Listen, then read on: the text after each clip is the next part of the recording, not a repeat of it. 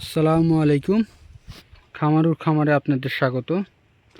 আজকে আশ্বিনে গহীনকে মাথায় রেখে গাছ পরিষ্কার করার কাজ চলতেছে। বাতাসে গাছ যেন ক্ষতিগ্রস্ত না হয় সেই দিকে বিবেচনা করে গাছের পাতাগুলো ছেটে দেওয়া হয়েছে, আপনারা দেখতে পাচ্ছেন। এবং মোটামুটি গাছগুলো পরিষ্কার করা হচ্ছে আর কি।